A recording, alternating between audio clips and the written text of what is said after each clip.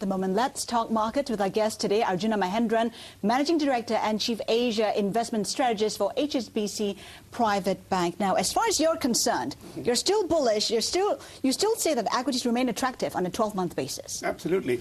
I mean, when you look at all the usual valuation metrics, whether it's price to earnings ratios, price to book ratios, etc., we are nowhere near the bubble levels that we saw in the previous peaks.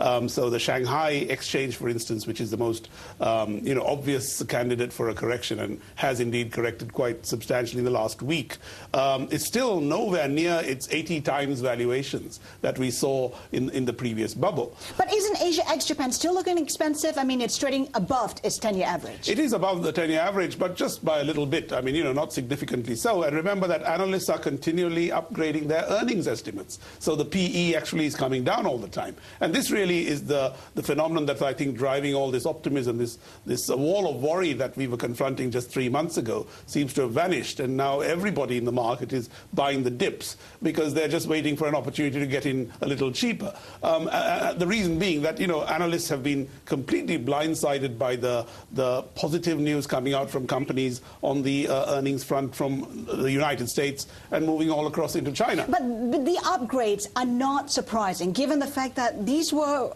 at really reduced levels in the first place. That's because you have the benefit of hindsight, Haslinda. If you were looking at these markets 3 months ago, there was a wall of worry. People were worried whether companies could actually deliver, and they have delivered in the second quarter. The third quarter looks even better, just looking at anecdotal evidence, the cars around you, the shopping malls full of people who hopefully are buying some stuff. Hopefully buying some stuff, but if you take a look at indication, they're not really buying. I mean, savings are up. In the US, for instance, for sure that's the situation. Well, from what we see, this cash for clunkers has improved the auto industry, so sales of cars have picked up significantly. There are flashes in the pan which are showing that some sectors at least are moving ahead. We're still not certain that whether say the cash for clunkers is pulling money away from other retail spending, so you could see other sectors actually being affected by this. But this is all part of this wall of worry phenomenon where people perhaps get overly concerned about the sustainability of these recovery cycles. And almost every recovery cycle I've seen in my career, people have underestimated the power of the recovery. And that has been a continual theme.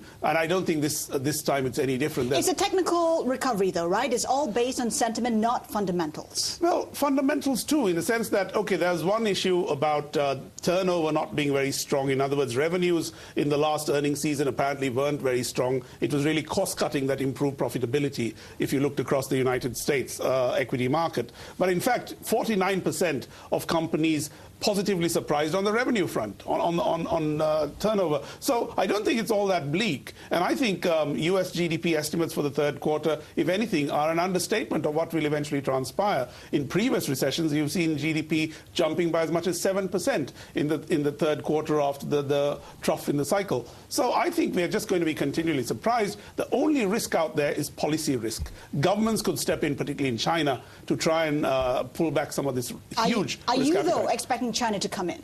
Well, we've already seen some of that. I think part of the reason why the Shanghai market has come off so spectacularly, down 17% at the trough, was because the government inspectors, the People's Bank of China inspectors, were going into commercial banks, actually asking for clients who were using their loans to punt in the stock markets. So clearly the Chinese are getting worried about these bubbles. They're going in. I think the next stage is going to be commodities. We've seen commodity prices really running, and this whole Rio Tinto episode, I think, just shows how sensitive the Chinese are about commodity prices going forward.